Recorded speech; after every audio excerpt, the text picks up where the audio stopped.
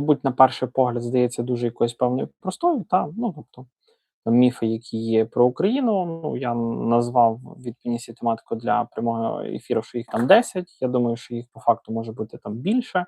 Кожен з вас міг там з різноманітними якимись певними стикатися. Але, зокрема, я би хотів окреслити таких 10 ключових, які по факту мені найчастіше попадаються. Десь якісь я, можливо, чув, які теж багато, скажімо так, забігає різної категорії аудиторії людей під відео, під роликами десь часто коментує. Тому мова в цьому стрімі піде, власне, про міфи про Україну. Ті речі, які, по факту, можна сказати, вони роками повторюються в медіа, в політиці, в інтернеті, особливо в інтернеті, якщо відкрити, то воно це всього дуже багато прям є. Інколи навіть якихось певних наукових або псевдонаукових дискусіях. Також, цікаво, мабуть, те, що багато з цих тверджень, з цих так званих міфів, настільки часто вони вже повторювалися, що для банально великої кількості людей вони вже почали виглядати просто якась певна очевидна правда. Люди чують одну і ту саму фразу багато разів.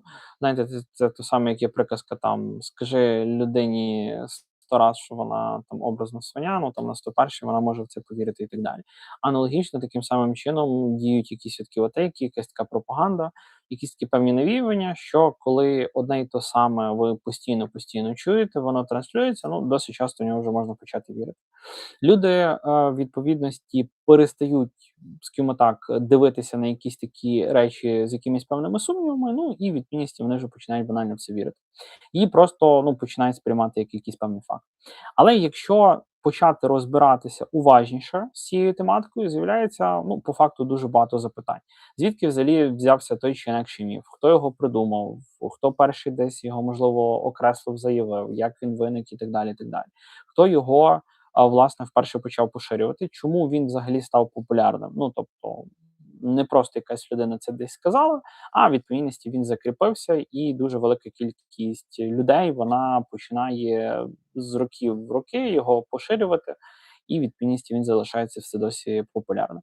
І головне, чи відповідає він власній історичній реальності, чи справді таке було, чи є якісь історичні або взагалі якісь підґрунтя для цього, чи це просто вигадка там якоїсь, я не знаю, пересічної або непересічної людини, і відповідності воно досі живе, існує. Всі, хто приєднується, велике прохання, ставимо лайк, вподобайку в цьому прямому ефірі. Реагуйте в чаті, звідки ви, з яких міст, там, з яких, не знаю, країн, можливо, приєднується, щоб я розумів, що все окей по звуку і інформація доходить.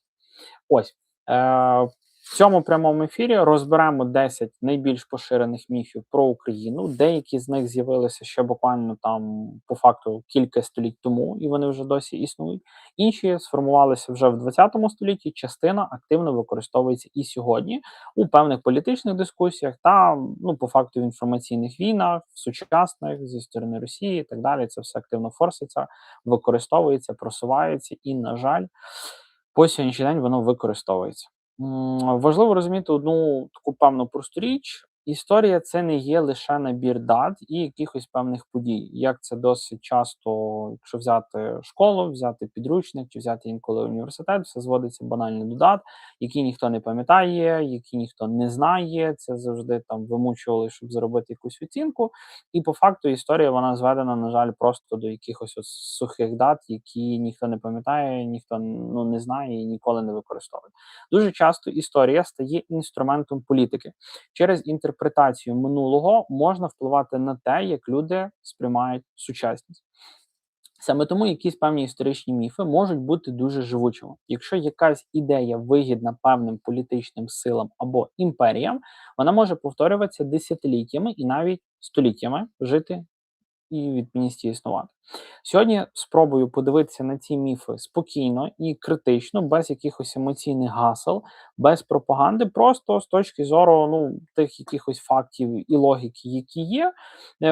І відповідності це можна буде все по цьому пройтися. Але перед тим, як почнемо, велике прохання, хтось відреагуйте в чаті, щоб я розумів, що є окей все зі звуком, і відповідності я паралельно рухаюся далі, і будемо переходити, власне, до самої суті. Перший міф, який хотів би окреслити, і, мабуть, ну, саме його на перше місце поставити, це те, що Україна молода держава без історії. Оскільки канал про історію, про ну, скажімо так, самоідентифікацію, то, мабуть, перший міф, який, власне, я би хотів з нього, власне кажучи, розпочинати. А, Звучить він ну, таким чином, що Україна з'явилася в 1991 році, коли проголосили незалежність. Ну і по факту на політичній і взагалі на світовій карті появилася така країна, як Україна. До цього її не було, її не існувало. Ну і вся історія України це налічує там з 91-го, зараз 2026, ну там по факту 36 рік буде якби історія України. На перший погляд, ця фраза може навіть здаватися логічною, що Україна молода держава, країна появилася, виникла і так далі. Бо якщо дивитися суто формально, сучасна незалежна Україна справді з'явилася після розпаду Радянського Союзу. Ну тобто цей факт нікуди не дінеш, його не переграєш. В 91-му році появилася Україна як незалежна країна. Ну по факту воно у нас таки є. Але тут є ну також дуже важлива підміна понять. Бо коли люди кажуть, Україна з'явилася у 1991 році, вони часто намагаються сказати щось більше. Вони натякають, що по факту до цього українців ніби не існувало як історичного народу, або що у них не було власної державності. І ось тут, власне, починається найцікавіше. Е, Просте можна поставити запитання: якщо держава виникла у певний момент, це означає, що народ до цього ну не мав історії. Тобто, по факту, виникла в 91-му році незалежна Україна. Сюди українців заселили. Ми з космосу звалилися. Там 50 мільйонів у нас десь тут взяло, виникли. Ну і українці до того, як народ не були, не існували. Ніякої історії там відповідності українців немає, якщо купнути. Для прикладу, візьмемо, давайте якусь певну країну. Давайте візьмемо Італію. Загалом сучасна італійська держава об'єдналася тільки лише в 1861 році. До цього вона була поділена між собою на окремі по факту країни, невеличкі. Ну тобто, це міг бути Ватикан, це міг бути Мілан, Флоренція, Неаполь, ну і так далі. І так далі. Тобто, в них це все було поділено. Ось там Венеція, окремо Генуя і так далі. І так далі. Тільки в 1861 році постає відповідності така держава, як Італія, об'єднана повністю між собою. Але ніхто ж не каже, що українці це перепрошую, що італійці це народ без історії. Ну тобто, якщо взяти історію італійців, що вам перше спадає на думку, це величезна титанічна глиба історії Римської імперії. Рим, саме як місто, він дуже довго існує. Ось і ну ніхто ж не скаже, що італійців не було на території Італії, нічого не було. Це без історії, і взагалі ті люди теж ну не зрозуміли, звідки вони взялися.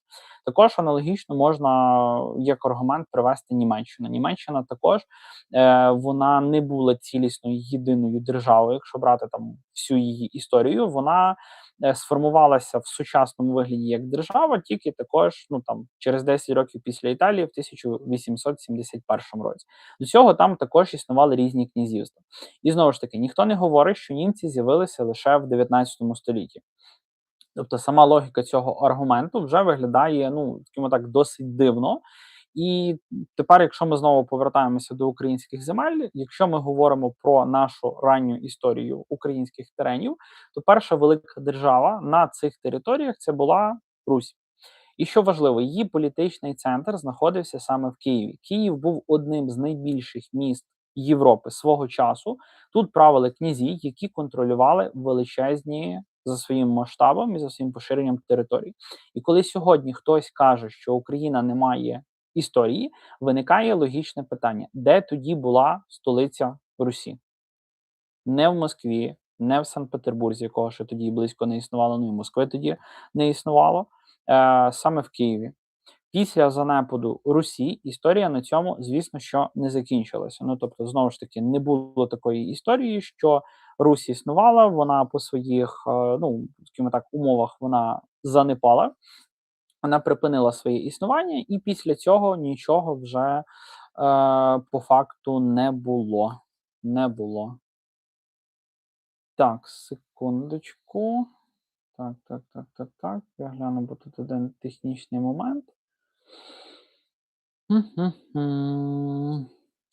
Так. Супер, бо ніхто, бачу, в чаті не хоче зі мною комунікувати, не біда. Тоді всі, хто будуть переглядати цей прямий ефір в записі, бо я його в записі сподіваюся, що я планую залишити. Сподіваюся, що з технічних умов це також вдасться зробити. Перегляньте цей прямий ефір повністю до кінця. Якщо не підписані на мій канал Контури історії, підписуйтесь на нього, ставте лайк, вподобайку цьому прямому ефіру і. Потім, як у вас це буде цілісне відео, залишайте коментар, коментуйте, і хто буде мати можливість фінансову, хто буде мати бажання, в описі під цією прямою трансляцією будуть реквізити, де також можна підтримати мене як автора, випуск, розвиток наступних прямих ефірів, відео і загалом для активнішого розвитку масштабування самого каналу. Тому відповідності після занепаду Росії на українських землях виникла вже зовсім інакша держава Галицько-Волинське князівство. І по факту це також не було щось таке прям надзвичайне. Тобто Русь вона розпалася на князівства, на наших теренах велику вагу, силу здобуло Галицько-Волинське князівство. Спочатку це було окремо Волинське, Галицьке, потім об'єдналися, і відповідності виникло як серйозна політична сила вже власне в Східній Європі. Чому сильна в Східній Європі? Бо ця держава дала нашим теренам першого і по факту не єдиного короля. Ось в нашій історії українській, якщо дивитися, тут у нас також були приклади монархії, зокрема, це Данило Галицький або Данило Романович. Ось він по факту отримав королівський титул від Папи Римського. Тобто, це перший правитель в нашій історії, не єдиний, але перший, хто в відповідності став монархом на наших теренах. Ось тому мова йшла про державу, яку визнавали в тогочасній європейській політиці. Потім починається інший, також дуже великий період. Це козацька епоха. Коли ми говоримо про козаків, часто уявляємо собі щось романтичне: Січ, чайки, походи проти Османської імперії, які зачасту були дуже і дуже вдалими, і тобто козаки це були справді цією силою, яка дуже сильно дошкуляла як Кримському ханству, так і власне всій Османській імперії. Тобто це була завжди, знаєте, така скалка, яка постійно в ту саму больову точку вона від пінісі попадала і так далі. Але насправді козацтво було не лише військовим явищем. Тобто зводити весь період, всю епоху козацтва суто до війська, це також трошки є неправильно. Чому? Бо в 17 столітті виникла ціла українська держава, історично це Гетьманщина, фактично козацька держава. Вона мала власну адміністрацію, власну армію, власну фінансову систему, власну дипломатію. Тобто вона мала всі ознаки, які її класифікували як незалежна держава. І це дуже важливо, бо це означає, що українські землі мали традицію самоврядування і державності. Далі ми з вами трошечки від 17-го декілька століть минаємо, перебігаємо до 20-го століття. Після розпаду Російської імперії у 1917 році передумова це була Перша світова війна, з якої, скажімо так, Російська імперія, вона входила як імперія, вийшла з неї, вона вже по факту не імперією. Тобто прихід Леніна, більшовиків, страта Миколи II, царя і відповідно все царствування на Росії, власне, як сама Російська імперія, вона закінчилась. Сергійко, привіт! Я тільки на тебе надіявся, що ти зайдеш на прямий ефір, що ти будеш коментувати чат. Але тобі треба відмотати на початок. Я власне за це говорю, що перший міф – це те, що Україна – молода країна, яка виникла в 91-му році. Це є перший міф, їх загалом буде 10, далі буде 9 міфів, тому дивіться до кінця далі, бо кожен міф, він йде по наростаючій, як на мене, в плані цікавинки.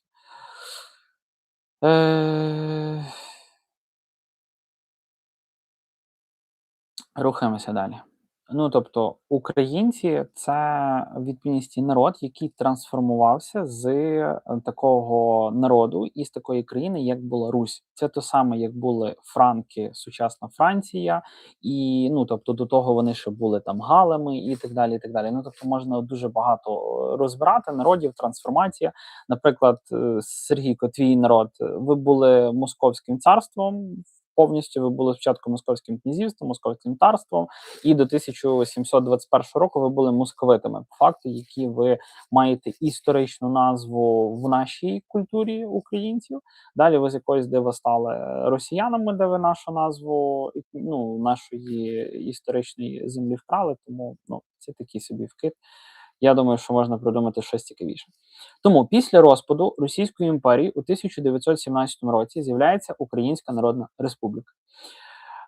Це була спроба створити незалежну українську державу. Для цього були передумови, і відповідності цим скористалися українці. Вони створили свою незалежну державу в відповідності в 20 столітті. Так, вона проіснувала недовго. Звичайно, що ну це є об'єктивно, це є наша історія. Її знищили війни, ну і зовнішні сили. І по факту, як зовнішня сила зі сторони відповідності Росії, ну і внутрішні, я би сказав, передумови, перипетії, трошки були ну не ті люди при владі, і відповідності багато факторів повпливали на те, що ну на жаль, Українська Народна Республіка вона дуже довго не проіснувала. Але факт залишається фактом: українці намагалися створити власну державу задовго до 1991 року. Тобто вона не постала в кінці 20 століття як нова якась незалежна держава. Ну, історичні передумови вони для цього повністю, власне кажучи, були. І таких прикладів є по факту багато. Можна довго окреслювати, кожен брати там, не знаю, кожне століття, кожні там десятиліття і так далі. І так далі. Тому, коли ми чуємо фразу Україна молода держава без історії, важливо розуміти, що це не є історичний факт, а скоріше просто політична теза, яку комусь було в свій період часу не знаю, гарно використовувати, і так далі. І так далі.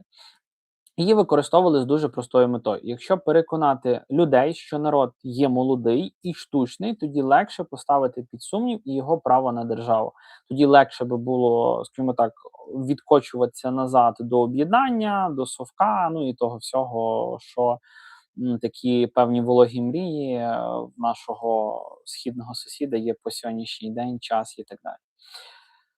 Загалом це досить стара імперська логіка. Так робили багато імперій в різні часи. Вони казали, цей народ не має історії, цей народ не має державності, цей народ не здатен керувати сам собою. І таким чином виправдовували контроль над територіями.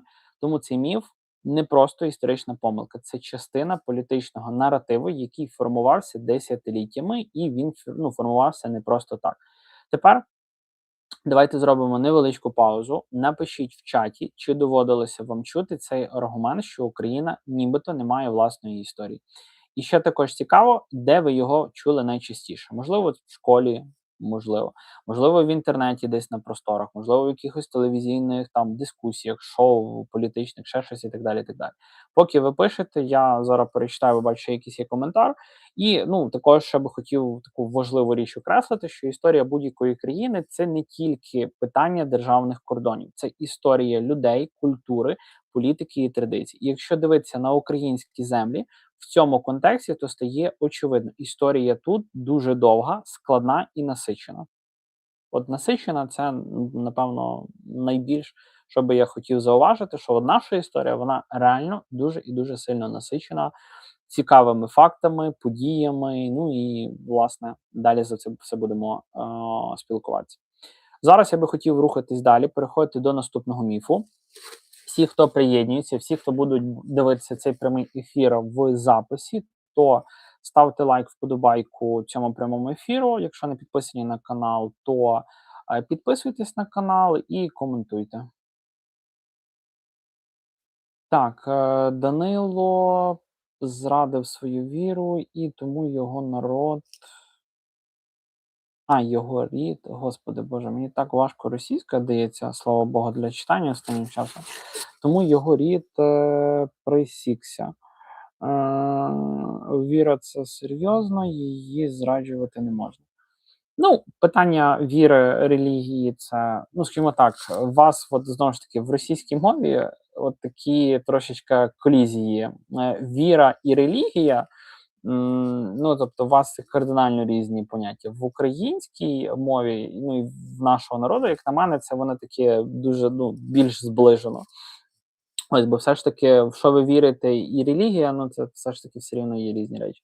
Не знаю, яким чином його рід дуже сильно, присікся. Ну, так, звичайно, що рід, Данила, він дуже довго не проіснував. Ну, після нього, звичайно, що правив його син Лев. Власне, його синові Левові завдячую назву цього міста, в якому я проживаю, Львів. Ось, до речі, давайте так. Хоч я напишу в чаті Львів. Ось, можливо, хтось мене підтримає, і хтось напише населений пункт, звідки ви приєднуєтеся, звідки ви дивитеся. Ось. Після нього був в плані його нащадків були ще монархи. Ось це вже я вже там на цьому зараз акцентувати не буду, щоб дуже це деталізовано. І та справді останнього, скажімо так, ну, правителя Галицько-Волинської держави його там вбили, отруїли. Ну і тобто були свої моменти. Чи це носило конкретно питання релігії, віри? Ну, я особисто не думаю, там були зовсім інакші передумови. Другий міф українців вигадав Ленін. Це, мабуть, напевно, самий найбільш розповсюджений міф, який я взагалі чую, який попадається, особливо коли в мене під відео набігає купа росіян. Чи на цей канал, в мене є ще другий канал «Очима воїна», основний.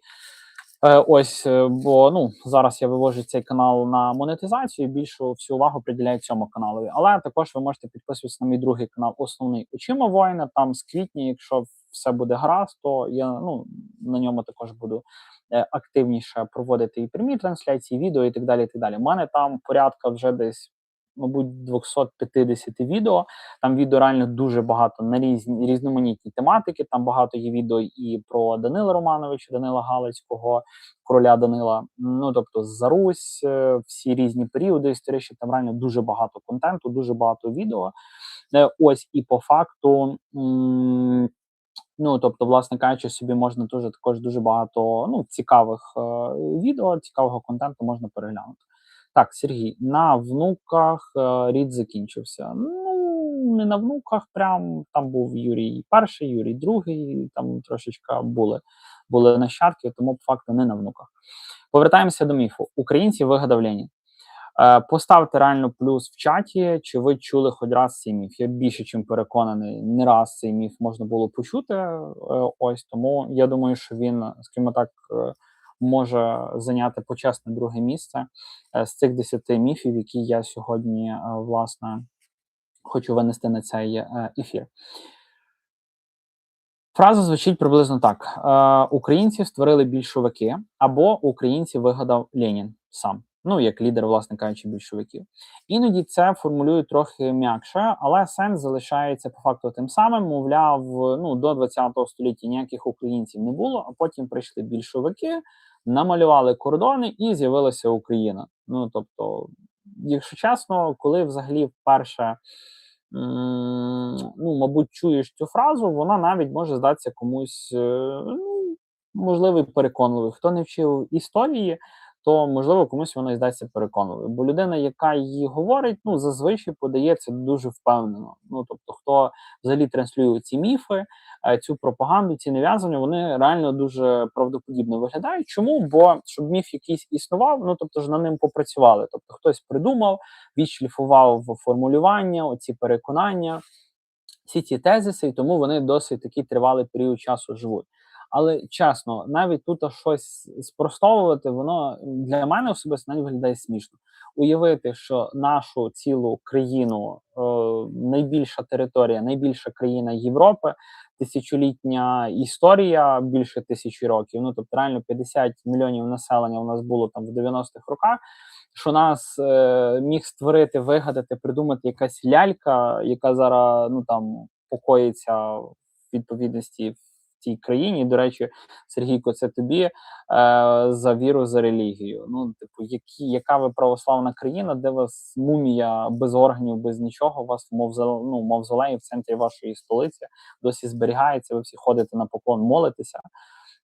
Ну, чесно, ну, мені особисто, чесно, це смішно. Але дуже є багато людей, які цей міф вони сприймають як за чисту монету, що воно реально так правдиво було, відбувалося, тому відповідність цей міф також потрібно спростовувати.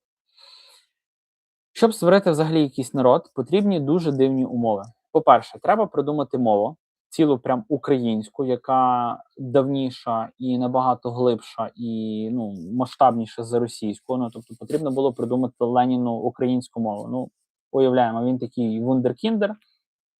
Він після того, як там зі Сталіним вони навчилися красти повозки, вони там придумали слово «товариш», чого воно так теж в Радянський Союз дуже сильно, скажімо так, стало популярне. Ну, але уявимо ситуацію, Ленін зранку встав, не знаю, можливо, походив тиждень-два, придумав цілу українську мову. Далі, він придумав культуру. Культура, яка існувала задовго до його народження, задовго до там близько, коли міг десь появитися той Ленін цілий і так далі, але образно придумав цілу українську культуру. Він придумав цілу українську літературу. Він допомагав написати Котляревському «Енеїду». Ось, він взагалі допомагав Шевченкові написати «Кобзаря», всі, тобто його праці. Він попрацював з Франко, він попрацював з Лесією Українкою, він для Лесі придумав її псевдонім «Українка». Він попрацював з її мамою Оленою Пчілкою, щоб, тобто вона народила Лесію Українку, вона її так виховала і так далі, і так далі.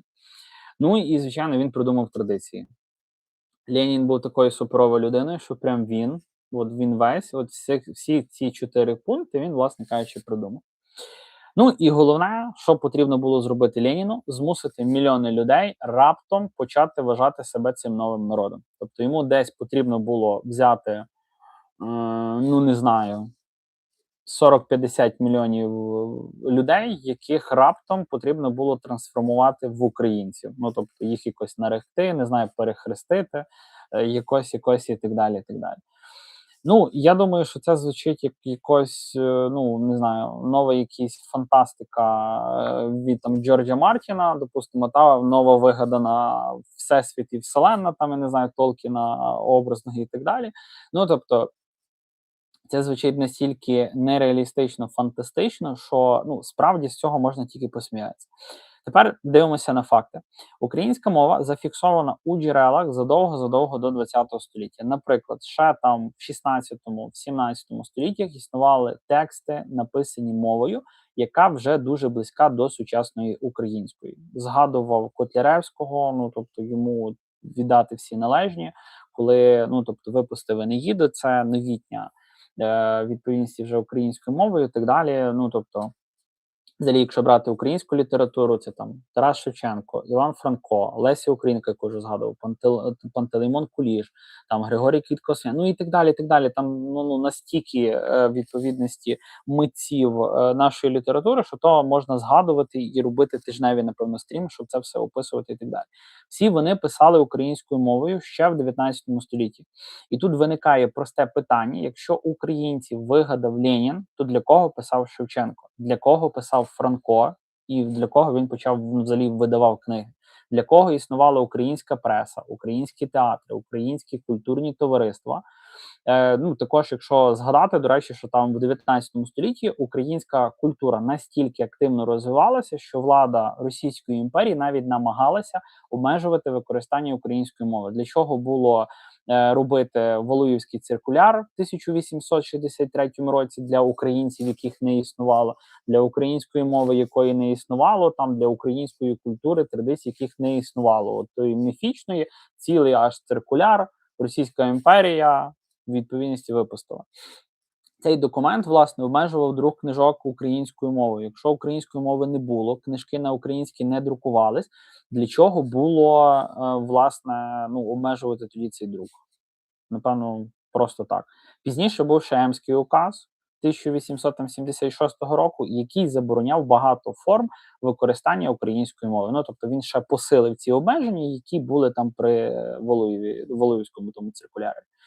Ось, ну тобто, в публічному просторі Емський указ вже обмежив українську мову. І тут виникає цікаве логічне питання: якщо українців не існувало, то навіщо було забороняти їхню мову? Ви можете в чаті написати свою думку, для чого було забороняти українську мову, якщо її, власне кажучи, не існувало. Южно-русський чесно, так мені важко. Давайте буду перекладати. Південно-російський перейменували в український, бо ну, русський це ви вкрали. Тобто русський це від Росії. Ну, тобто, це не українізація заставляла. Ну, знову ж таки, хто заставляв? Сергій. Ну хто? Ленін українізував, людей заставляв. Тобто, ну це як виглядає? Що Ленін взяв там якісь південні терени, уявимо, та взяв якісь південні терени Росії, він вирішив їх українізувати якогось, для чого йому було українізовувати, наприклад, росіян образно. Ну, тобто, якщо взяти чисто гіпотетично, українців не існувало. Він взяв якусь частину росіян, він як дурніших, красивіших, беззубих росіян взяв, перейменував в українців, українізував і створив Україну. Ну чесно, ну, Сергій, треба трошки напрягатися. Сергій, здаєш позиції, чесно. Ти інколи, коли коментуєш якісь відео і на прямому, ну, на минулому прямому ефірі, це було трошки цікавіше, чесно. Зараз дуже слабко, дуже слабко. Взагалі не підготовлено, не знаю. Ну, власне, дивна ситуація, що забороняли українську мову, якої не було. Ось. Тобто, по факту, навіть сам факт цих заборон, він показує, що українська ідентичність існувала ще задовго до більшовиків і задовго до Леніна, до всієї тої комунізму, цих всіх партій, того всього і так далі. І так далі. Тепер давайте поговоримо про 20 століття. Після революції 1917 року насправді почалися великі такі політичні зміни. На території колишньої Російської імперії з'явилися нові держави, у тому числі Українська Народна Республіка. І що важливо, її проголосили не більшовики, а саме власне українські політичні сили. Це була спроба створити незалежну державу. Потім почалася складна боротьба, війни, революції, інтервенції, і зрештою більшовики встановили контроль над більшою частиною українських територій. Уве, історичний факт. Так з'явилася Українська Радянська Соціалістична Республіка, УРСР. Це простіше вимовити, чим цю всю розшифровку і так далі. Але навіть тоді більшовики не створювали народ з нуля. Тобто, знову ж таки, народ був, вони сюди прийшли на наші терени, вони їх завоювали, вони окупували наші терени, і, відповідно, таким чином, на жаль, воно це постало. Вони просто працювали з вже існуючою національною реальністю, яка була на наших українських теренах. До того моменту українська культура, мова і взагалі національний рух, вони вже існували багато десятиліть до, власне, цього. І насправді саме тому більшовики були змушені визнати Українську Республіку у складі СРСР. Тобто це один із таких ключових факторів, чому, власне кажучи, більшовики вони створювали республіки, їх об'єднання і так далі, для більш простішої для них, на жаль, легалізації. Тому по факту фраза «українців вигадав Ленін» – це не є історичний факт, це є вигадка. Це, скоріше, якась певна політична теза, яка з'явилася значно пізніше. Її використовували для того, щоб поставити під сумнів саму ідею української нації. Логіка тут дуже проста. Якщо сказати, що народ штучний, тоді можна сказати, що їхня держава також штучна, вона не має права на існування, і це, відповідності, легше виправдовувати якісь імперські зазіхання на, відповідності, якісь терени. Саме так працюють багато політичних міфів. Вони не обов'язково повинні бути логічними. Їх головна задача – створити сумнів. Тепер давайте зробимо також невеличку паузу. Хто має можливість, напишіть, будь ласка, в чат, чи чули ви фразу, що українців вигадав Ленін. Хто буде переглядати цей прямий ефір в записі, в коментарі під цим прямим ефіром, напишіть, чи чули ви таку фразу. Буде дуже цікаво мені почитати, ваші коментарі, ваші думки з приводу, власне, цього міфу.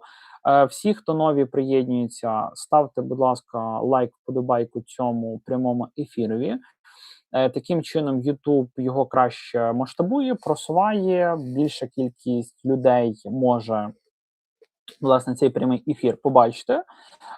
Ось, підписуйтесь на канал. Ну і хто має фінансову можливість, хто має бажання, то можна підтримати розвиток каналу донатом. Наперед всім дякую. І також реально від мене велике прохання. Прокоментуйте хтось щось в чаті українською. Я реально не хочу, щоб потім, бо чат зберігається, щоб потім люди дивилися на цю мову, що тільки вона буде, а нічого не буде написано українською. Наступний міф. По рахунку в нас третій. Українська мова – це діалект російської. Ото, що нам росіянин в чаті накидав, це відповідність те, що українська мова – це діалект російської. Іноді її, цей міф формують трошечки інакше. Мовляв, українська – це зіпсована російська або сільський варіант російської мови. Знову ж таки, якщо людина ніколи не цікавилася мовознавством, це може звучати, певною мірою, навіть хтось може в це вірити. Бо справді, коли ми слухаємо українську і російські мови, в них є певна схожість. Тобто є певний відсоток. Я зараз не є філологом, не є мовознавцем, зараз точно не пригадаю. Знаю, що найбільша в нас мовна спорідненість і найбільша українська мова, вона подібна, наближена до білоруської, і інакші слов'янські мови. Це польська, чеська, відповідності ближче до Центральної Європи, всі інакші слов'янські мови груп, відповідності українська мова туди наближена. Російська там вже йде аж далі, бо російська не є слов'янською мовою. Коли в історії вперше писемно появилось слово сполука «український народ». Так. Загалом, між схожістю української і російської мови варто зрозуміти одну просту річ. Схожість мов не означає, що одна з них є діалектом іншої. Наприклад, якщо ми подивимося на іспанську та італійську мови, вони є схожі. Вони є дуже і дуже схожі. І якщо ви берете на слух, тобто чуєте чи італійську, чи іспанську, їх можна перепутати. Людина, яка знає одну з них, часто може приблизно зрозуміти іншу за рахунок схожості. Але ніхто не каже, що італійська – це просто діалект іспанської, бо обидві ці мови, вони розвивалися паралельно, маючи спільне походження. Те саме відбувається по факту і з багатьма слов'янськими мовами. Українська, російська, білоруська мають спільну історичну основу, давньоруську мовну традицію. Чому? Бо ми, росіян, ми заснували їхню Москву, це, скажімо так, відголосок нашої давньої держави Росії, тому за рахунок того, що вони пішли від нас, вони з нами мають певну схожість. За рахунок того, що вони потім розвивалися під протекторатом монгольської навали, Золотої Орди і відповідності монгольських орд, то за рахунок намішування нашої мови і відповідності їхнього господаря, то по факту утворилася щось така збірна солянка, власне, російська мова. Тому вона має нотки наближення до української, тому по факту українці можуть розуміти російську, вивчати її і знати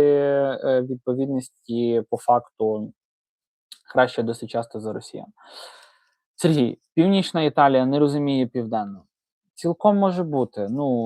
Це ж не питання того, що люди можуть не розвиватися, що люди можуть жити на теренах, наприклад, півночі Італії, ніколи не їздити в Неаполь, і людина, яка живе в Мілані, ніколи не була в Неаполі. І що з того, що вона може щось додатково не розуміти?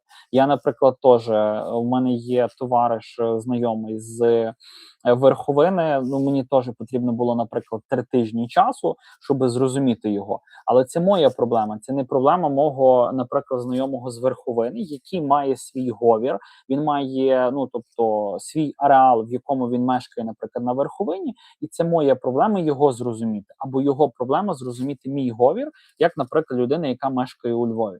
Ну, тобто, тут не проблема, скажімо так, в сучасних реаліях когось щось зрозуміти. Це навпаки рівень розвитку і так далі.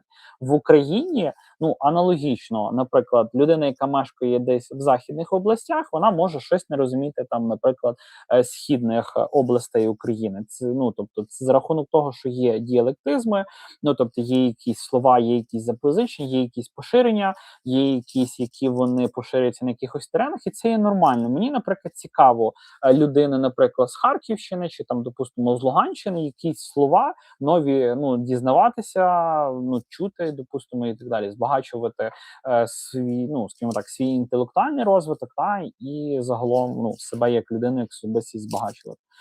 Та я більше чим переконаний, людина, яка мешкає в Санкт-Петербурзі і не знаю, в Владивостоці, та вона теж не буде розуміти. В Владивостоці там людина швидше буде китайську чи корейську, ну там північно-корейську розуміти, чим, наприклад, там з Санкт-Петербургу. Тому, чесно, дуже дуже дурне порівняння.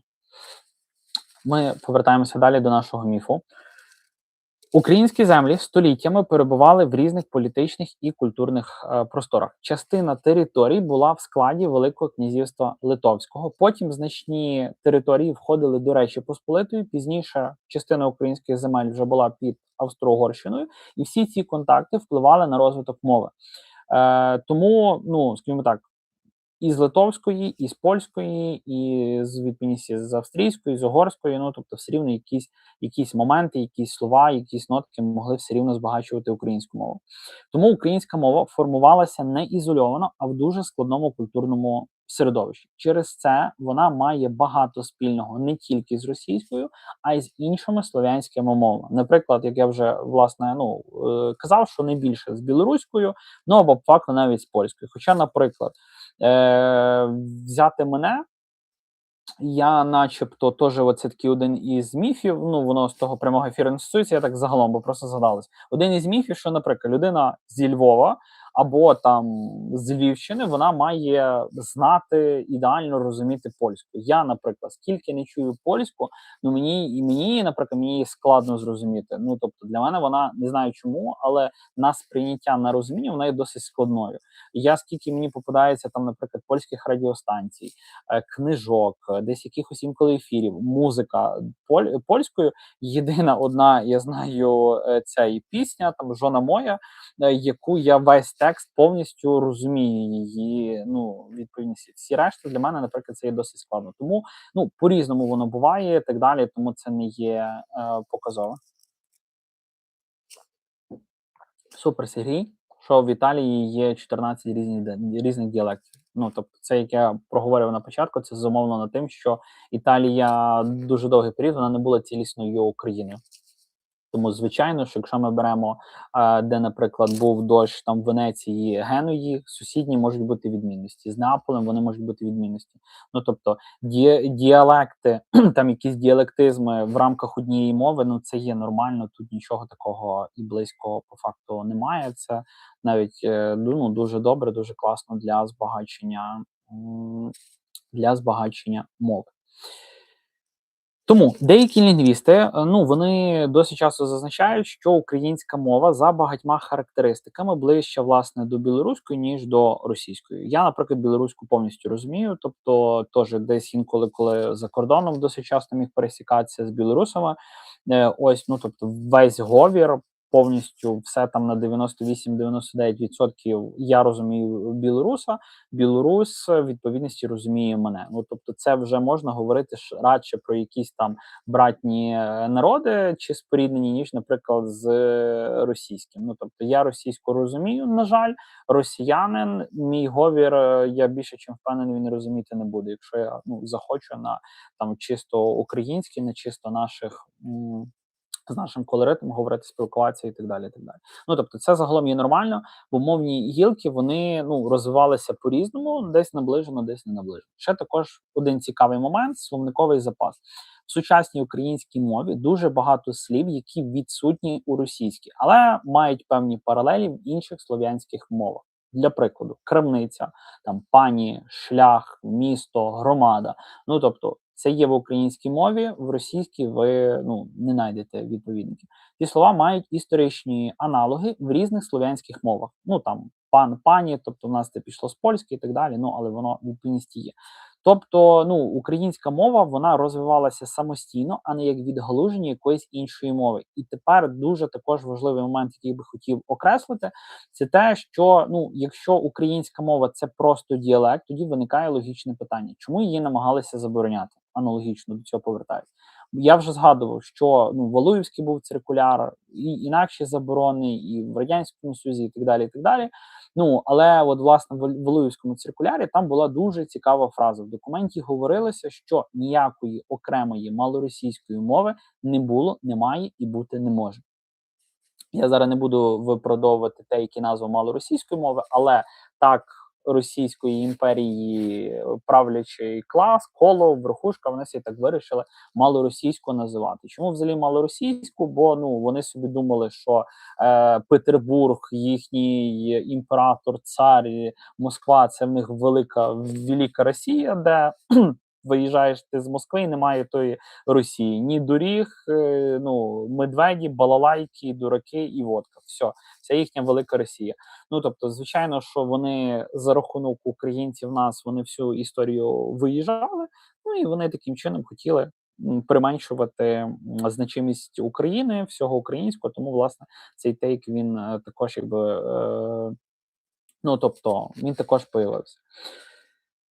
Тому знову виникає певний парадокс. Якщо мови не існує, то навіщо її забороняти? Це трохи нагадує ситуацію, коли людина, ну, каже, це не є проблема, ну, що її просто не існує. Ну, от просто її немає, і, мов, ну, воно так має бути. А потім витрачає дуже багато зусиль, щоб із цією неіснуючою проблемою боротися. Це показує, що українська мова вже тоді була важливим елементом ідентичності, і саме тому її власне намагалися і хотіли всіляко контролювати. До речі, також цікаво, що навіть в 20 столітті були періоди, коли українська культура і мова, ну, вона активно розвивалася. Ну, був такий період в Радянському Союзі, що вона, ну, якби розвивалася і так далі. І, ну, тобто, в періоді власне української державної незалежності, ну, тобто воно відмінність також розвивалося. Що, наприклад, там в 1920-х роках в радянській Україні проводилася політика, яка ну, називалася українізацією. В цей час відкривалися українські школи, університети, видавалися книжки, розвивалася література. Ну, це в свою чергу також означає, що навіть влада, яка вже, ну, скажімо так, не завжди була прихильною до національних рухів, але вона була змушена визнавати реальність існування української мови і культури. Ну, що настільки вона була поширена серед людей, люди спілкувалися, використовували, розвивали, що вони, ну, їм потрібно було це визнавати і давати цьому якийсь певний розвиток. Тому, коли ми чуємо твердження, що українська мова – це просто діалект російської, варто пам'ятати річ, мови формуються століттями. Вони розвиваються разом із народами, культурами, політичними процесами. І українська мова – це результат довгого історичного розвитку, а не просто варіант якоїсь там іншої мови.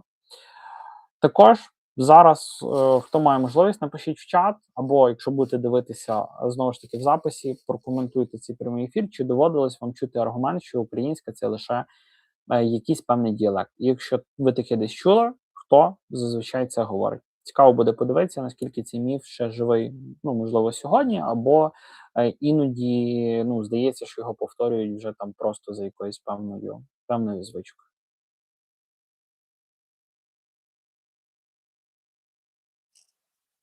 Так, чому українці не розуміють карпатсько-русинський? А є така мова карпатсько-русинська? Україна унітарна держава, у нас є Закарпатська, цей, в нас є Закарпатська область в рамках України, в нас немає якихось окремих, там, не знаю, областей, утворень і так далі. Ну, тобто, не знаю, за якийсь говір, допустимо, які там у нас є надніпрянські поширення і так далі. Ну, на Закарпатті там в них там є свій колорит, в них є свій говір. Це, ну, теж історично складалося завжди за рахунок того, деякі терени ну, куди вони могли входити. Ось, в відповідності тому з цим найбільше воно так складалося, що історично, там, допустимо, Галичина, Волинь, ці західні терени, вони входили до Польщі. Тому тут і досить багато людей знають польську, володіють. Та в мене навіть, якщо взяти по родині, в мене по маминій стороні, по дідові, тобто по моєму дідові, ну, якби маминої сторони, в нього в роду є родичі, ну, тобто поляки. Прізвище польське, ну, моєї мами дівоче прізвище польське, і родичі, там, нащадки, потомки, вони відповідно є. Ну, тобто, нічого не бачу тут оцей. Що в мене, наприклад, в батька чисто українські корені. У мене прізвище чисто українське, про моє прізвище навіть Тютюнник твір. Ну, писав. Дуже цікавий. А це теж як молодий хлопчина, він на Донбас подорожував за сіллю. Хто знає українську літературу, твір Григорія Тютюнника, то ну, можете догадатися, яке в мене прізвище. Так, Саша, розвінчай міф, що українською говорили в селі, а російською в місті. Також хороший міф. Ну, він має певне підґрунтя. Я би не до кінця так вже ж прям його виносив в міф. Я це на якомусь прямому ефірі розбирав, тільки єдине, я не пам'ятаю, чи в минулій прямій трансляції на цьому каналі, чи на моєму другому каналі. Ну, як коротесенько. Тут воно мало швидше економічні підґрунтя за рахунок, по-перше, з простішого візьмо по Львову. В нас на Львівщині є таке ну, населений пункт, велике місто в Львівській області, колишній Червоноград, зараз він сучасний Шептицький називається. Перейменували, слава Богу, ну бо назва радянська і так далі. Там, коли в'їжджаєш, ну тобто там велика стела, бо ну саме місто побудоване за цього більше розквіту не було за Радянського Союзу, бо там видобувалися кам'яне вугілля. Кам'яне і буре, чи тільки кам'яне, ну, не суть, вугілля видобували. Ось, і відповідно туди дуже багато спеціалістів завозили з Росії, зокрема. І в нас через то на тих теренах залишилось дуже багато нащадків росіян, яких завозили сюди як трудову міграцію. Тобто перший фактор, чому в містах було більше поширення російської на противагу українському селу, бо, по-перше, в місті була переважаючи більша кількість росіян. Це перший фактор, який спеціально завозили, наприклад, на якісь заводи. У нас от у Львові, я недалеко мешкаю, наприклад, від заводу Сільмаш, був такий, ну, великий там завод за Союзу, так далі, і так далі. Якісь там, не знаю, інженерів, якісь так далі, ну, завозили, тут вони поселялися, логічно, що сім'я переїжджала, ну, і тут робився такий, власне, російський осередок. Другий фактор, ну, тобто трудова міграція з сіл до міста, ну, тобто спеціально створювалися умови, що на селі, ну, тобто роботу було важче знайти для молодих людей, ну, тобто там для середнього віку, і вони змушені були переїжджати, ну, тобто до міста, щоб знаходити роботу і так далі, і так далі. Ну, тобто це теж була така, ну, якби спланована більше, і ну, все рівно міста, вони 100% вони російськомовні не були. Це більше воно історично склалося там Київ, Одеса, ну там Дніпро сучасний, там Харків, Донецьк, ось так далі. Ну, тобто там ця мова теж приналежність до Росії, вона певні передумови була. Ось, ну, але загалом, Олександр чи Саша, це дякую за запитання. Ось, в кого є, то пишіть чат, задавайте. Пишіть чат, задавайте, по ходу, ну, паралельно дивлюся чат, якщо якийсь щось буде появлятися, то буду розбирати.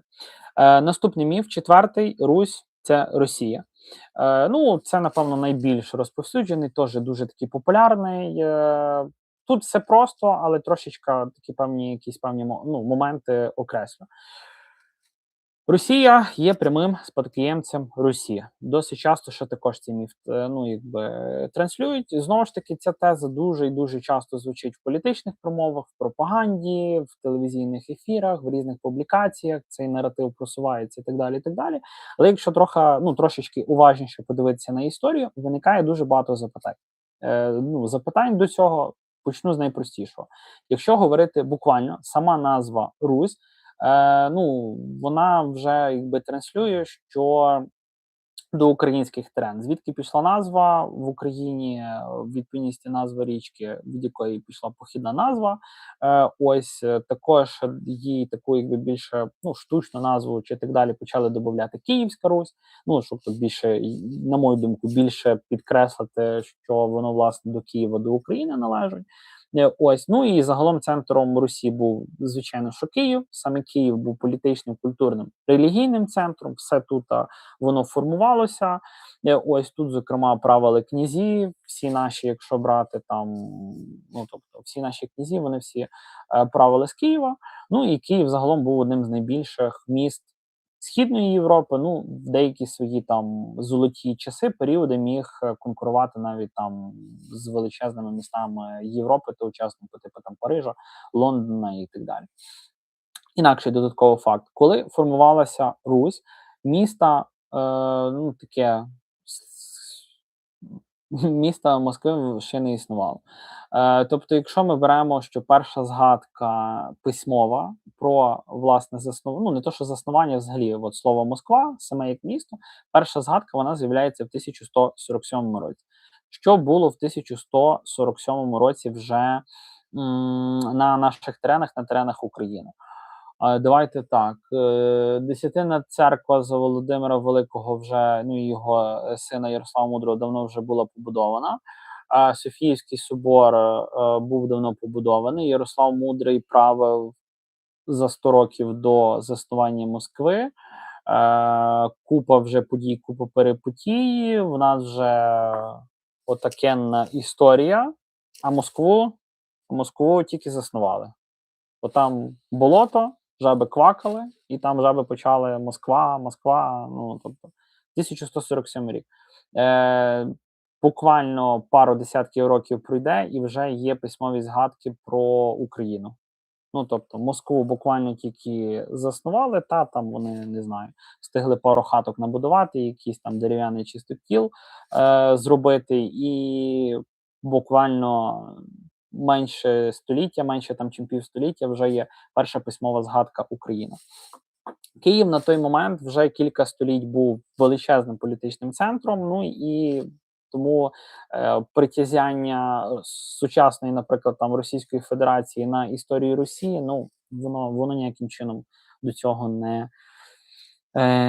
ніяким чином вона до цього не може бути. В 13 столітті Русь переживає дуже серйозний удар монгольського навалу. Багато міст було зруйновано, політична структура держави фактично розпалася. Після цього різні частини колишньої вже Русі почали розвиватися по-різному. Це також дуже важливий момент, бо замість однієї єдиної там держави величезної Русі почали формуватися різні політичні центри. Як я вже згадував, наприклад, це там на західних теренах це було Галицько-Волинське князівство, яке певний час, ну навіть по факту претендувало на роль спадкоємців Росії, і ну воно по факту ним і було, бо і володіли Києвом, і вони були таким центром і продовженням власне Росії.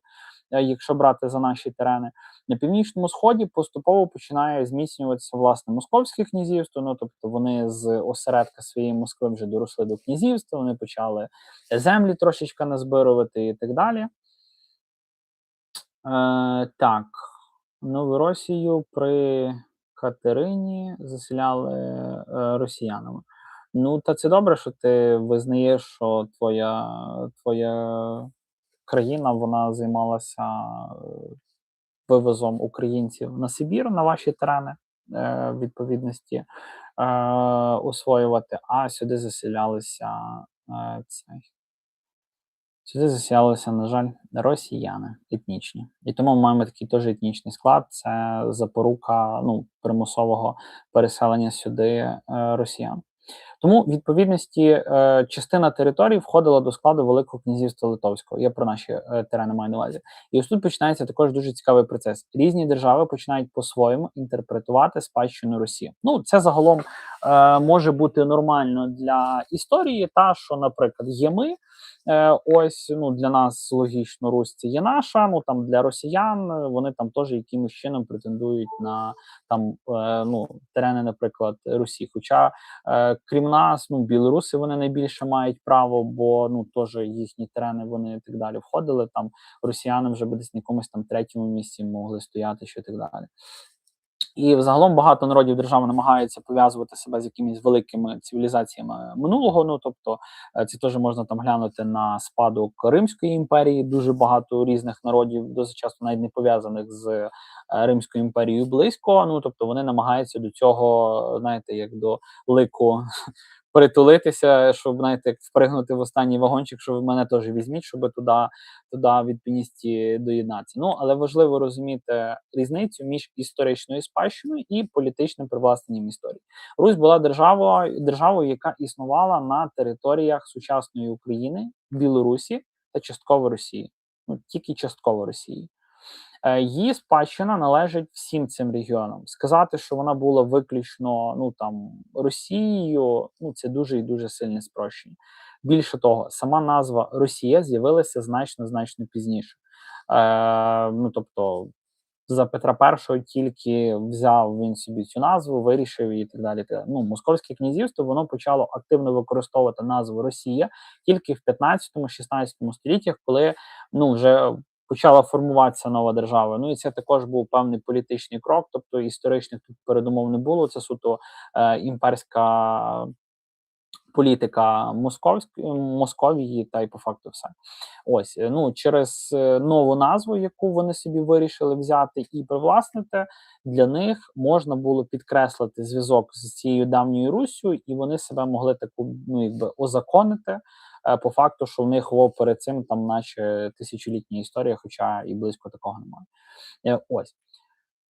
Ну і також важливо, напевно, на цьому зробити невеличкий акцент, коротенький, що в середньовіччі питання спадкоємності було дуже важливим. Держави часто намагалися показати, що вони є продовженням якоїсь певної великої традиції. Наприклад, багато європейських правителів, вже як казав, вони себе поєднували власне з Римською імперією.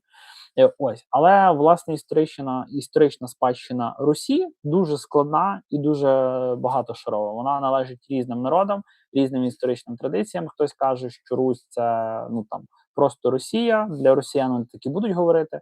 Ну і вони фактично ігнорують величезну частину історії, яка їм не належить. Тому зводити тільки там навіть з російської пропаганди, що Русь суто російська, ну це максимально неправильно, з якої точки зору на це взагалі ну тобто не дивиться.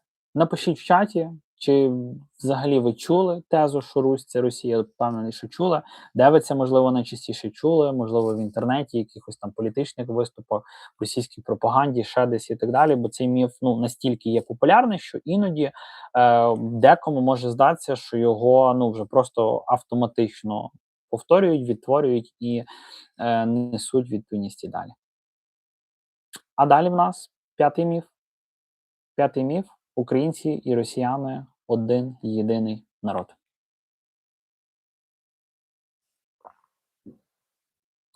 Всі, хто приєднується, велике прохання. Ставимо лайк, вподобайку цьому прямому ефіру. Підписуйтесь на канал, якщо ще на нього не підписані. І коментуйте. Чат є відкритий, будь ласка, цей. Так, Сергій, куди долар дів? Обміняв. Який долар?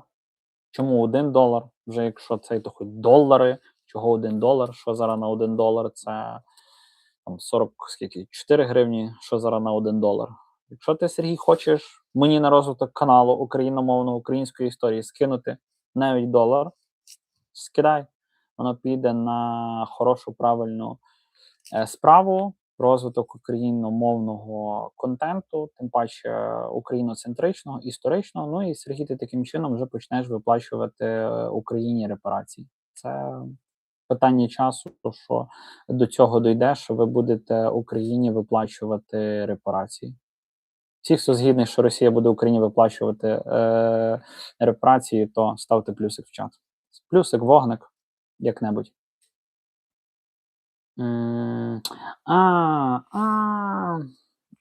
Я поняв. Я зрозумів, за який долар.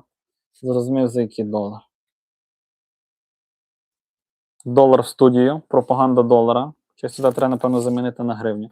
Ну, ця картина, чи як її можна назвати, вроді я замовляв. Я реально не знаю, що це справжній долар.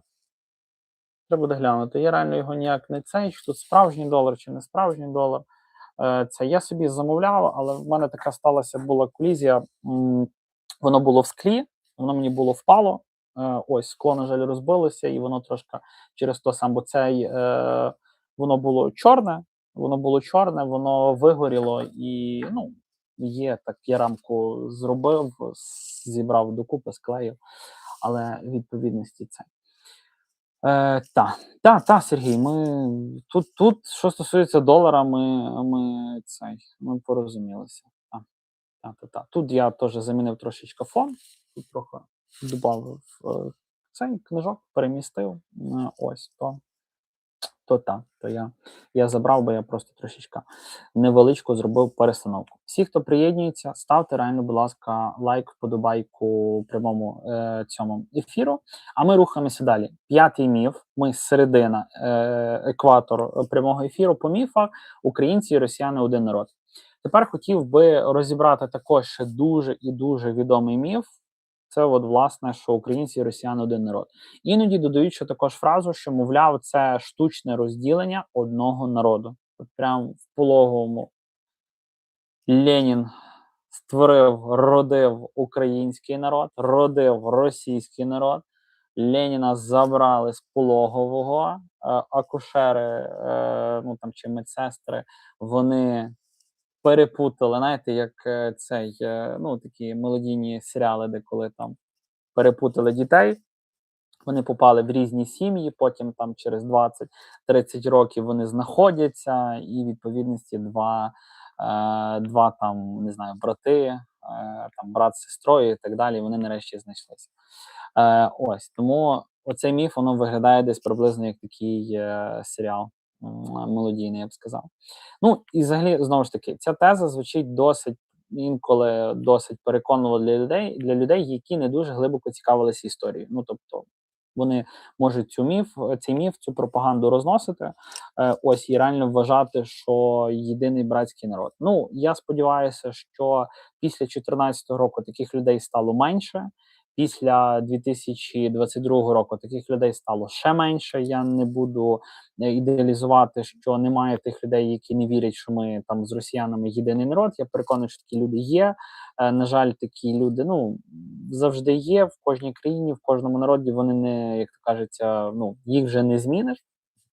На жаль, ось, але ну. Сподіваюся, що таких людей буде ставати менше. Зокрема, після перегляду моїх відео, моїх прямих ефірів, інакших, ну тобто людей, які в даній ніші відповідності створюють контент. Буду сподіватися, що таких людей реально буде ставати все менше. І ну тобто, якщо до нуля воно не наблизиться, то хоча б їх буде реально ставати менше, і ми будемо орієнтуватися на захід, на цивілізацію, а не знову в залізний зашморг. Ось, і ну кому нікого цьому не потрібно. Знову ж таки, якщо дивитися поверхнево, можна якимось чином сказати, що мови вони є схожі, частина культури вона є схожа, історія десь перетиналася. Ну, десь воно так можливо є. Але історія народів це не лише питання мови або певних окремих культурних елементів. Дуже величезну роль відіграє політичний досвід, історичні умови, в яких формувалися суспільства.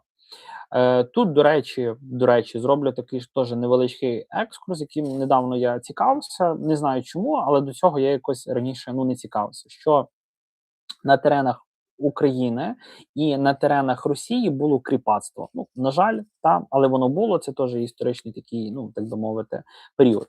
Цікаво те, що на українських теренах кріпацтво, воно проіснувало 78 років. Так, 78 років. На Росії воно проіснувало 212 років. На Україні 78, на Росії 212. Ось, ну і тобто це теж показово, в яких умовах ну, народи формувалися. Через то український народ, він більше свободолюбивий, він більше за власну самостійність, незалежність, за свободу вибору, за те, щоб не обмежувалися свободи, права і так далі. Ми за це готові гинути, ну, борючись, власне, за це. Тому, ну, власне кажучи, Україна вже от 5-й рік стоїть, воює, ну, воює за, власне, свою країну, свою самостійність. Подяка всім воїнам, які борються за нашу, власне, Україну. Підтримуйте ЗСУ, донайте на ЗСУ. Ось, бо це справді важливо підтримувати, кормити власну армію, щоб не прийшлось, на жаль, кормити інакшу. М. Так, в Конституції Орлика записаний народ, який жив в Росії Малій. Надіюсь, ви знаєте його, назву. Назву чого? Конституції Пилипа Орлика 1709 року. До речі, перша конституція в Європі м, і відповідності конституція, ну, власне, Орлика, вона швидше за Конституцію США. Ну, тобто написано так далі. Це теж один із показових таких фактів, де, власне, в нас воля до демократії, ну, до свободи, воно, власне кажучи, є. Тут починається дуже важлива різниця в плані політичного досвіду, історичного, культурного і загалом. Якщо подивитися на історію українських земель, то багато століть вони перебували в зовсім іншому політичному середовищі. Наприклад, значна частина, як вже казав, Велике князівство Литовське, Річ Посполита, я це все повторюватися не буду. Тобто значна частина ну, шляхти, от, власне, ну, в Речі Посполитій існувала шляхетська демократія, що, власне, частина шляхти мала політичні права, могла брати участь у сеймах, впливати на певні якісь політичні рішення. Це формувало певну політичну культуру. Тепер, якщо глянути на інакший регіон, для прикладу, там північно-східні землі, де формувалося Московське князівство, там політична система розвивалася зовсім інакше. Влада концентрувалася у руках князя, пізніше царя. Ну, тобто, коли вони з князівства стали царством, то відповідності, власне, царя. З часом формується більш централізована жорстка система влади. І тут також є важливий момент. Коли суспільства століттями живуть у різних політичних системах, це, власне кажучи, є неминуче. Неминуче те, що впливає це на їхню культуру, їхні традиції, навіть на те, як люди сприймають владу, свободу і державу. Тепер давайте додамо ще один такий фактор козацтво. В 16-17 століттях на українських землях ну, формується дуже специфічне явище козацька спільнота. Козаки мали свою систему організації, свої традиції, свою якусь певну військову культуру. І що також дуже цікаво, у багатьох випадках вони обирали своїх лідерів. Гетьмани, старшина, ради, все це створювало іншу політичну атмосферу. Уявимо собі ситуацію, що, не знаю, в Московському царстві росіяни раптом вибирали би царя. Хто в це вірить, то поставте плюсик. Хто би, ну, собі уявити, що, наприклад, росіяни, вони вибирали царя. Відповідь є в сучасній Росії, у них 26 років є один індивід, який в них при владі, він не міняється, вмре, та я думаю, що будуть доношувати, покладуть в мавзолеї, і якогось третього карлика виберуть собі, там призначать і так далі. Ну, тобто в них після Єльцина там в 90-х цих, там в 2000-му от просто призначили їм президента, і вони його носять цією країною. Ну, тобто, тому уявити, що вони когось можуть вибирати, так далі, звичайно, що не приходиться. Такої історії і близько би не було. Ось. Саме тому з часом українська, російська ідентичності почали розвиватися по-різному. Тобто для цього були історичні передумови. І це абсолютно був нормальний процес. В Європі є багато прикладів народів, які мають спільні історичні корені, але з часом стали окремими націями. Це Чехи і Словакія. Ну, тобто була така відповідності країна, Чехословаччина, там данці і норвежці. Тож, якщо взяти і глянути їхню історію, ну тобто їхню культуру, вікінги, ну тобто весь оцей кластер всіх цих країн, ну тобто вони були дуже теж споріднені і так далі. Ну але утворилися що данці, що відповідності окремо собі норвежці. Серби і хорвати. Також теж в них історія складна, ну тобто теж війни, теж були в єдиній Югославії і так далі. Ну але зараз окремі народи, окремі країни живуть, існують, розвиваються це все. Ну і ніхто не каже, що вони якийсь один народ. Ну тобто немає зараз таких моментів і так далі. Тому, коли хтось говорить, що українці і росіяни це один народ, зазвичай це не є якийсь там певний історичний аргумент. Це просто політична теза, це пропаганда, навіювання, бо комусь відповідність є так просто банально вигідно. Та й все. Ось. Наступний міф: Україна завжди була частиною Росії. Також дуже важливий, як на мене, міф. Ось, бо він дуже часто звучить в різних дискусіях. Фраза, що власне Україна завжди була частиною Росії. Іноді її формулюють трошечки інакше. Мовляв, там Україна історично ніколи не існувала окремо і завжди була частиною Російської держави. І ось тут дуже цікаво подивитися на реальну історію. Бо коли починаєш дивитися на факти, картина виходить зовсім і зовсім іншою.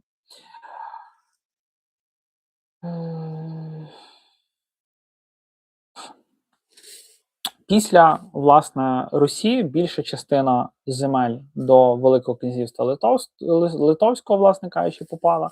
Ну і ця держава займала дуже величезну територію. В певний момент вона навіть контролювала більшість земель колишньої Росії. При цьому місцеве населення зберігало свою культуру, свою мову, свої традиції. Дуже багато документів того часу навіть писалися мовою, яку історики називають руською, канцелярською мовою. Вона дуже і дуже була близька до староукраїнської. Пізніше значна частина попала до Речі Посполитої. Це вже була, в свою чергу, велика європейська держава, яка об'єднувала Польщу і, власне, Литву. Внаслідок об'єднання утворилася Річ Посполита. Саме в цей період на українських землях починають формуватися дуже багато важливих культурних і соціальних процесів. Починає з'являтися братства, школи, друкарні. Одним з таких перших, мабуть, відомих друкарень на цих землях це була, зокрема, у Львові. Також зараз звертаю увагу на один важливий момент. В цей час Московська держава і українські землі перебували у зовсім різних політичних системах. Тобто вони розвивалися зовсім в різні сторони, зовсім окремо. Тепер, якщо, наприклад, перенестися в 17 століття, починається козацька епоха, період Гетьманщини. Ось. Це все вже проговорив, розбирав, тобто це є додатково підтвердження, от будь-який кластер історії, якщо брати, тобто кожен міф, воно, власне, оцими історичними моментами, які вони були насправді, воно і, тобто, власне кажучи, вона скасовувалась. Чому? Бо тільки частина українських територій поступово опинилась під контролем Російської імперії. І це відбувалося поступово протягом тривалого часу. І навіть тоді, коли вже, власне, наші терени деякі попали під Російську імперію, ситуація була дуже-дуже складною. Чому? Бо, наприклад, Галичина, вона входила там разом з Буковиною і Закарпаттям дуже довгий період часу в склад Австро-Угорської імперії. Також дуже сильно вплинуло на розвиток культури і політики конкретно цих терен. Ось, саме тому фраза «Україна завжди була частиною Росії» виглядає дуже дивно, бо вона просто не відповідає історичній хронології. І виникає питання, чому взагалі цей міф став таким популярним. Причина і відповідь, мабуть, також дуже проста. Коли держава контролює певну територію довгий час, вона часто намагається представити це так, ніби це так було завжди. Це створює відчуття історичної, так би мовити, в лапках нормальності. Але якщо дивимося на історію, то воно все зовсім виглядає зовсім по-інакшому. Наступний міф, 7. Козаки були просто розбійниками. Тож дуже гарно до цього зводиться спростування, щоб, скажімо так, забрати всі досягнення, всі історичні передумови козацтва, зводити їх просто до розбійників. Мовляв, там це були просто якісь люди, які жили на кордоні цивілізації, займалися набігами, вони грабували сусідів і взагалі не мали жодної серйозної ролі в історії. Але якщо взяти за серйозність ролі в історії козаків, отут в нас, де Сергій писав за Конституцію Пилипа Орлика, тобто це такий дуже вагомий козир, і, напевно, Джокер, я би сказав, власне, в те, що козаки просто були розбійниками. Я гадаю, що просто розбійники, вони би ніколи не змогли придумати, написати конституцію, і відповідності, ну, думаю, розбійникам це точно було би банально просто не підвласне. Ну і теж, я думаю, що тут варто буде згадати, що там в 1648 році відбулося повстання величезне, ну тобто величезним вибухом повстання під проводом Богдана Хмельницького. Ну і це вже був якийсь не просто військовий конфлікт, це був вже масштабний політичний процес. Просто він би інакше би не постав, якби він не був на часі, і він вже би історично не сформувався, якби український народ були би до цього не готові, то, власне кажучи, цього би не відбулося. Так, секундочку, перепрошую, бо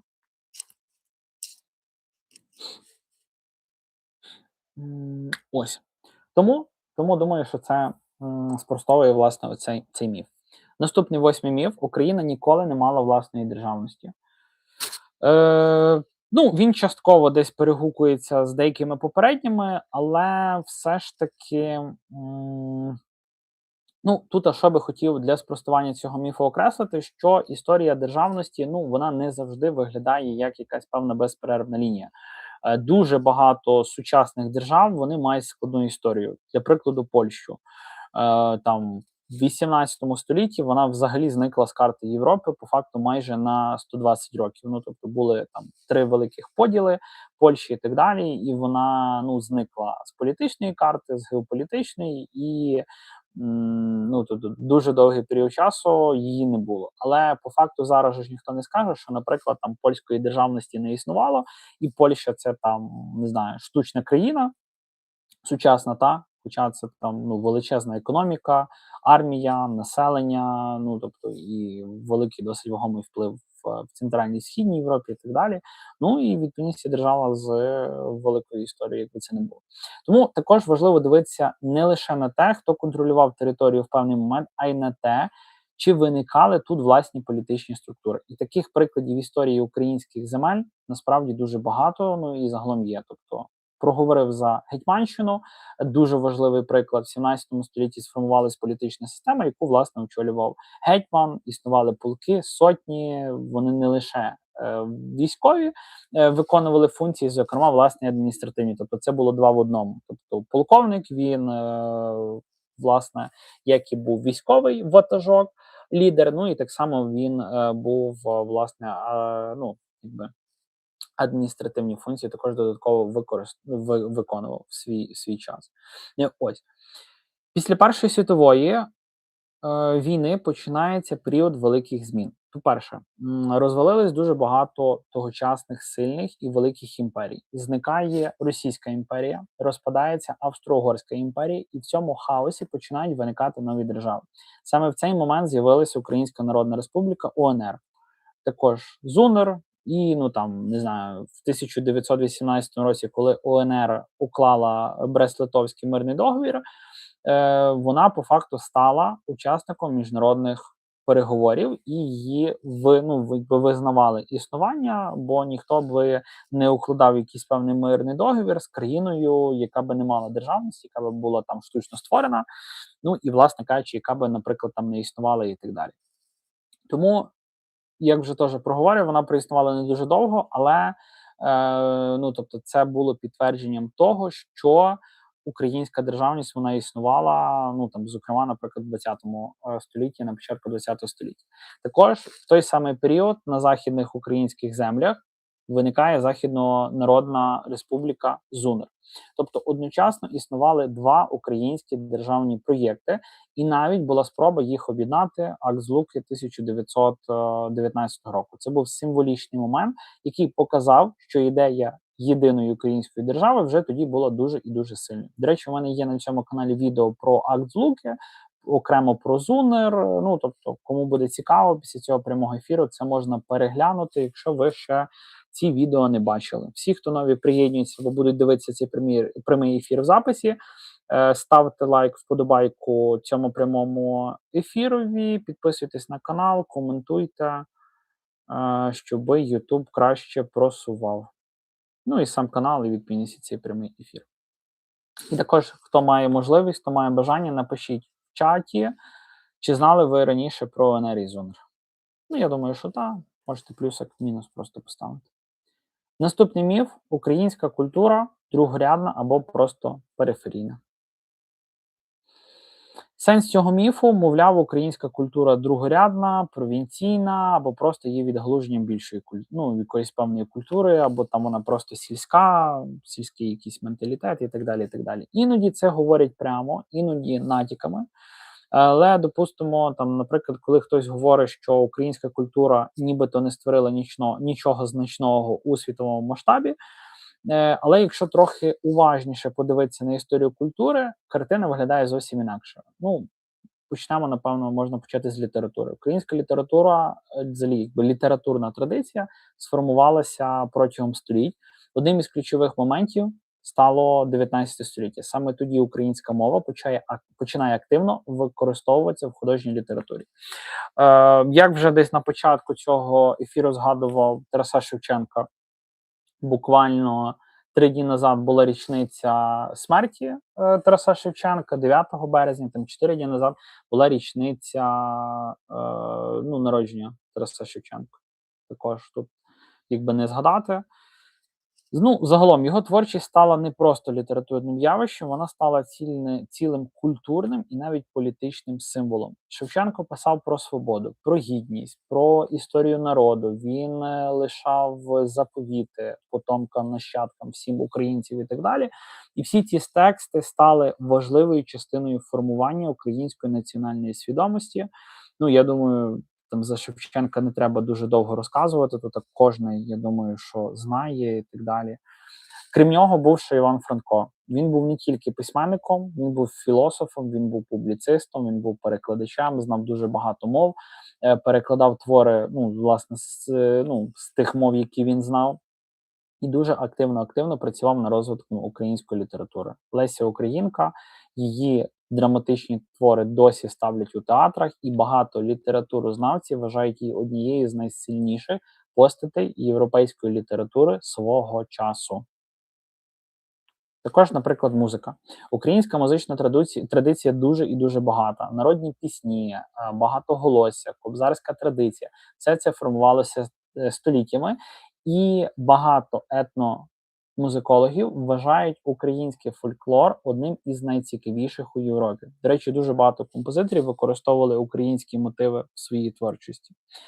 Також можна подивитися на мистецтво. Українська, допустимо, там традиція іконописання, народне мистецтво, декоративні орнаменти, все це має дуже і дуже давні коріння, вишиванки, розписи, тобто дуже багато, що, наприклад, там відноситься до культурної спадщини ЮНЕСКО нематеріальної, там, зокрема, наприклад, там Петриківський розпис, це таке, що з найвідомішого, що, там дуже багато людей або знають, або бачили, або чули, або як мінімум це можна відповідно, власне кажучи, поцікавитися. Тому загалом українська культура дуже часто розвивалася попри складні історичні умови. Багато століть українські землі перебували в складі різних держав, але вони збереглися, вони розвивалися через мову, через пісні, через літературу і через, власне кажучи, традиції. І останній, 10-й міф: Україна – штучна держава. Воно по факту десь так і звучить, так і воно транслюється. Іноді там ще можуть додавати, що її нібито створили політики, випадкові історичні події, або що її кордони просто там намалювали на карті. Це такий чисто російська пропаганда, російський тейк. Але все рівно він як міф є, існує, і, на жаль, ці міфи потрібно спростовувати, щоб, власне кажучи, тобто вони не мали під собою якогось там підґрунтя, сенсу і так далі. Всі сучасні держави в певному сенсі є результатом історичних процесів. Їхні кордони змінювалися, політичні системи змінювалися, іноді держави зникали, потім знову з'являлися. Як вже проговорював, це там приклад Італії, Німеччини. Німеччина теж була там в 20 столітті, тобто на західно-східно поділена, Варшавський блок і так далі. Тобто дуже багато це все ділилося, це все мало між собою історичні певні передумови. Ось, і зрештою українська незалежність 1991 року постала новітня сучасна Україна. Всі історичні передумови я вже розбирав в інакших міфах, не буду по цьому ще раз проходитися. Ось, в 1991 році незалежність України підтвердили на референдумі українці. Тобто це було рішення не лише політиків, там, ну, не лише, я не знаю, от просто якась собі група людей вирішила, так придумала і, ну, зробили незалежну Україну. Це було рішення мільйонів людей, мільйонів українців, які хотіли свою власну незалежну самостійну Україну. Більшість тогочасного населення підтримала створення незалежної держави, і це є дуже і дуже важливо, бо в сучасному світі легітимність держави часто визначається саме волею її громадян.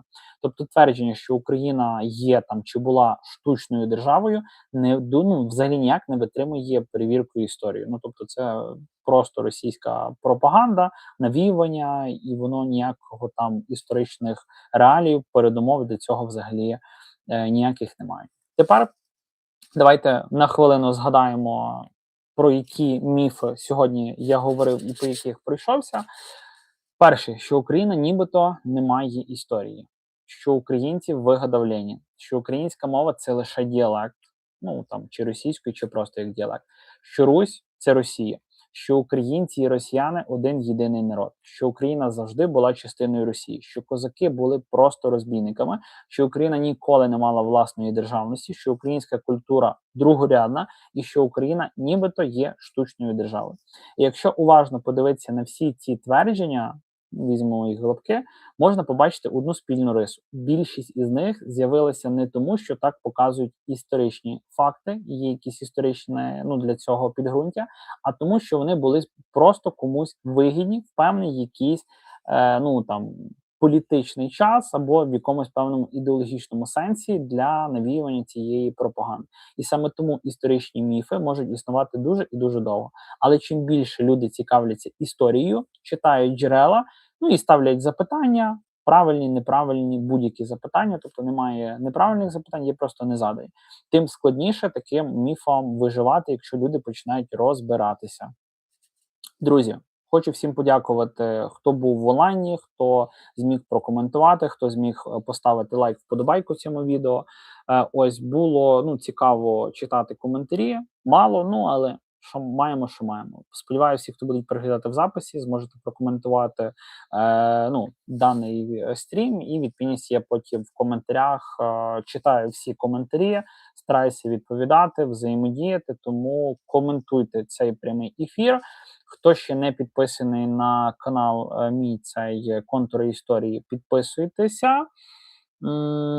Пишіть в коментарях, який історичний міф варто розібрати в наступній трансляції, або, можливо, якісь у вас є побажання, у вас є якісь теми, ідеї для стрімів, якісь, що би ви хотіли, наприклад, бачити. Ось, побачимося з вами в наступних прямих ефірах. Думаю, що буду частіше їх зараз тепер проводити.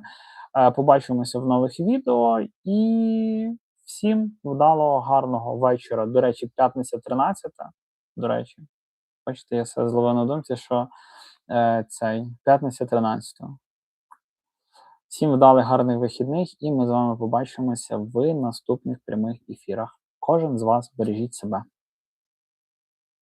Сергій, було цікаво, поменше би брехні, але взагалі супер. Супер, що супер. Якщо ще хтось може прокоментувати, хоче, то пишіть.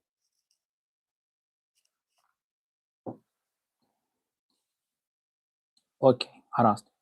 Все, всім тоді вдалого, гарного вечора, бережіть себе і побачимося з вами.